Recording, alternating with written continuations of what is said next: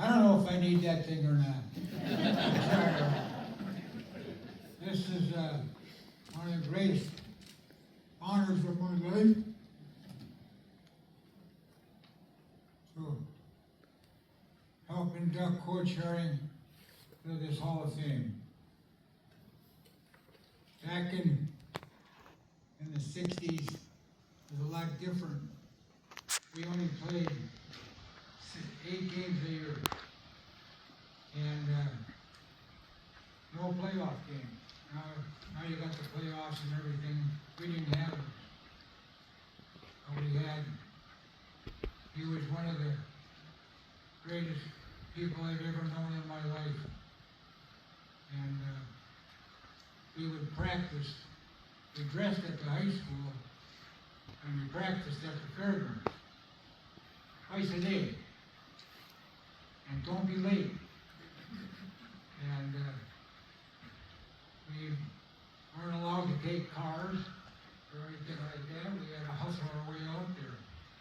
We'd get out there and go through a 3-hour practice, and it was run. And then when it was time to go back home, it was hustle again. And the 2 of the first years I was there, my junior and senior year, we won the conference championship back-to-back, undefeated. And that had never been done before. And some of the games were, some of the teams we just walked right over. But we had at least 2 teams in that league that thought they could get us. One of them was Barron. And Barron had all these big guys. And we were small. We had one guy that weighed over 200 pounds. The rest of us were all around 155 to 180, 185, something like that. And so it was teachers' convention week, which means Thursday and Friday there was no school. But we had practice. And the convention was in Eau Claire. So Coach Harring, he'd drive down to Eau Claire, go to the convention, and then he'd come back. And then we'd practice once he got back. Well, he came back, and he was one of the great motivators of all time. He'd come back, and I'd go to the fairgrounds again, and we'd start stretching. And he told us, he said, I had to go to a teacher's convention today. Yeah, well, too bad, we had the day off. Some of us were out in the woods hunting, which I'm sorry you wouldn't have approved of because we had a big game coming up. They were undefeated, we were undefeated. And so, we worked hard. Oh God, we were working the Jesus out of us. And we loved it. And we loved him. And he cared about every single one of us. But he'd come back and he'd from those conventions and he'd say, I ran into the Barron coach today. And we'd stop and look at him, we'd be stretching or whatever. What is? He says, you guys are too small. Your team's too small to even walk on the field with it. Oh man, your blood's boiling now. Small. We're going to show them what speed we do. And so we got on the bus. Friday night we get on the bus. He reminded us of that again. And we drive out to the fairgrounds. We get out to the fairgrounds. Before we get off the bus, he tells us again. Remember what he told me. This is a mismatch. And then he says, they're going to come out with their brand new white uniforms. And white will make them look even bigger than they are. And so, we get out, and he told us the last thing he said. I don't want to see a one of you looking at him, because they're going to run right around you. In order for a runner to take a lap or 2 around you while you're doing your stretching. And if you do, you're not playing. you look up, you're not playing. So I'll tell you what, he meant what he said. He knew that. We didn't look up. Sure enough, here they come out with those nice, shiny white uniforms, and they were running around us a couple of times, you know. Our eyes are down on the ground, and it's just making us boil. So anyway, game starts. About the third play of the game, boom, we pop one, we go in for a touchdown. And not good enough to play, huh? Well, at halftime, we're up 4 or 5 touchdowns, and they haven't scored. And so we go back into he comes up, we go back in, and he talks to us again. Keep it up, keep it up. And he says, one more, I'm going to put the reserves in. So we go out there. First possession, boom, pound it down there and stick it in again. And he's man of his word. So we kicked the point. Kenny kicked the point for us. And next time we got the ball, all of our starters went out, and coach put the kids in, younger players, get some experience. Well, those guys started cheap shotting. And there was a pilot on my coach's feet like this. And there was one of their linebackers supposed to be all this and all that. Guy he had tracked. He was covered with mud from our guys running over him. So anyway, he's got coach looks down and he's slugging one of our reserves in his ribs. Coach Harring picked him up. He grabs him, he picks him up, he's got him just like this, and he says, buddy, you're going to wish you never done that. First team, back in. We went back in there. We stuck about 3 more on them. Oh, man, it was unbelievable. I love it. And I like my handsome Turner. The other team that was standing in our way was Rice Lake Warriors. And they're by far the biggest school in the conference. And so we had to play them at Rice Lake, so it was a road game for us. So we go out, we practice hard, always hard. It's like a mile from this high school to the practice field, out by the fairground, out on the fairground. And we weren't allowed cars. You're not driving any cars, and don't be late. So we'd dress and we'd hustle out there, and then we'd hustle back, you know. He's the second most influential man in my life. The most was my father. Coach Harring's second. I can't even think of anybody that's even close to them to be third. He's unbelievable. When do we go to Rice Lake to play them? At their place. And first half gets over. It's right in the middle. It's like a trench warfare in there. Right in the middle. And they can't move the ball. We're having trouble moving the ball. Nobody could get a good drive going.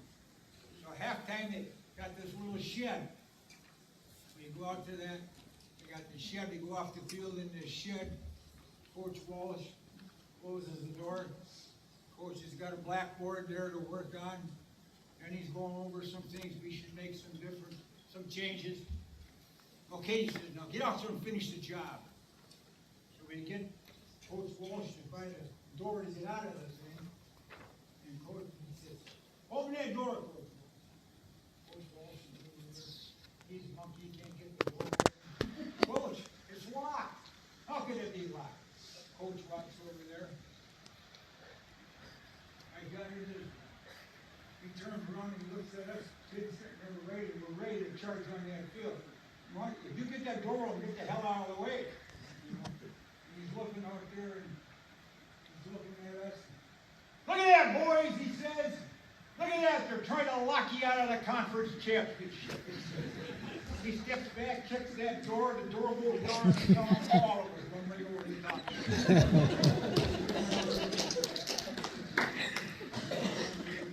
One of the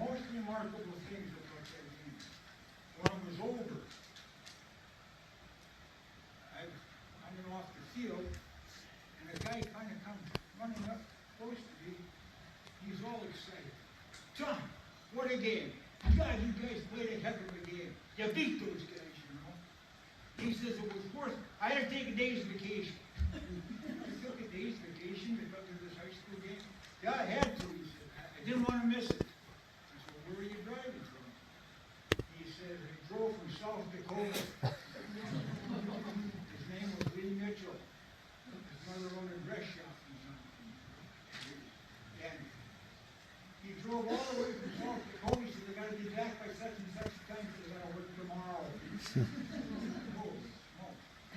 Or he said it was worth it, Tom. It was worth it. So, I wrote a couple other things. How am I doing for time, guys? Right on. Yeah.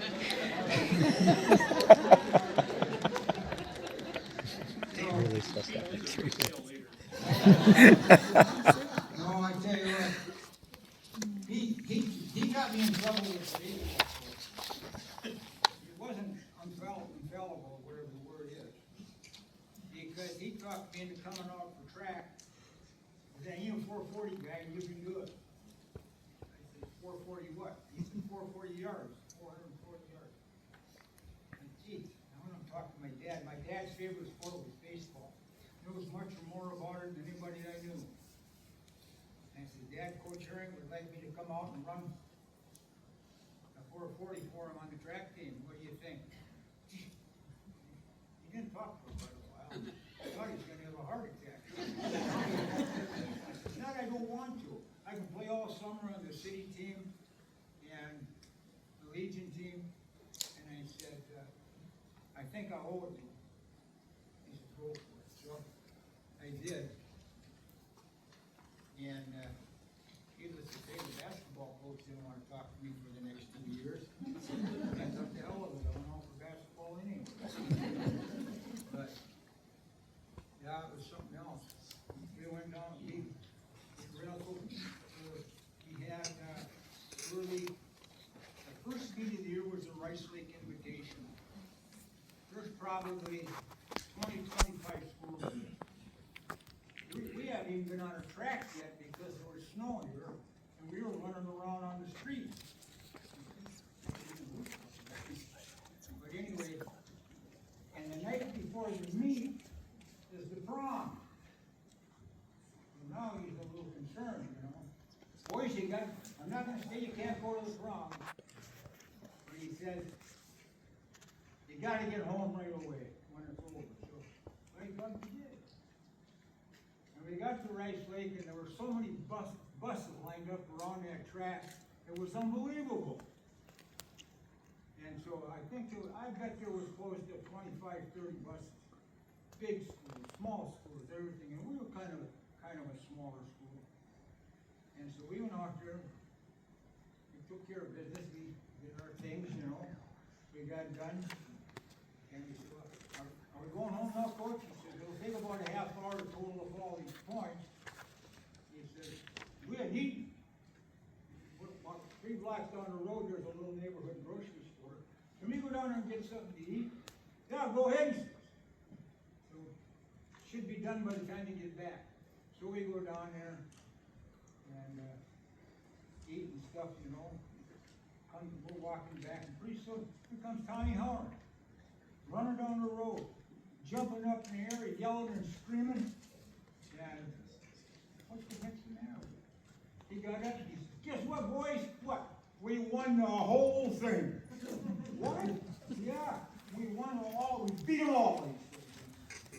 So, I'm like, I must be up there. I had one more with him and Mary. Can I tell it? Bring it. Can I tell it? Yeah. I'm gonna. I didn't talk about it. Anyway, my freshman year I went to lacrosse, and that's where Coach Harring came from. He graduated from UW lacrosse. And so the first game I didn't even get a uniform. This was pretty disappointing. The second game comes around and the defensive coach takes a liking to me. We had to scrimmage and I hit everything that moved. And so after the scrimmage, he says, you know the defensive assignment? Yeah. You know all the defensive assignments for defensive end? Yeah. Okay, be ready. I call my mom and dad, I think it's time to get in the car. They come down there. Anyway, during the game, I started the game actually, played the whole dang game, all this stuff went in, and it got over. And anyway, right before that game, early in the afternoon, there was a knock on my dorm. I opened the door and there's Coach Harring standing. I said, Coach, what are you doing? He said, I'm going to the game. I says, you are? He says, yeah. I'm the head linesman. It's going to be about for me to keep gentlemen away from me, and I'm playing here, and he's going to be sitting there. Well, anyway, the game got over. Oh, he asked me, he says, what position you play? I said, what do you think? He says, split end. Nope. You're not playing end? Well, I'm playing end, but not split end. Well, what are you playing? I said, I'm playing tight end. They got you playing tight end? They says, yeah. Don't say nothing, because I said I've been working my butt off and I finally got a spot on the team. You know? And so anyway, game gets over, and go downstairs, and the football team dresses down on the lower part of the Phi Ed building, and he comes. We came up, we put our shoes on the platform. There's a platform. We'd sit there and put our shoes on, and somebody says, hi, Tom. I turn around, it's Mrs. Harring. I said, hi, Mrs. Harring. And I said, what can I do for you? She says, I think you're going to be playing some offense next week. I said, what makes you think that? She said, look over in the corner. Look over in the corner, and there's Coach Harring, and he's got the head football coach of UW across in the corner. Once in a while they see hands move or whatever. He was right. I played, from that point on, I played all the offense, all the defense, and every special team. And they were right about one other thing. They were going to throw me the ball. They threw it to me one time against Whitewater. I caught it 50 yards for a touchdown, and they never threw me another one. Good, smart coaching. So I decided that this was my one and only year. I know I'm on somebody else's time. This guy's the second most important man in my life.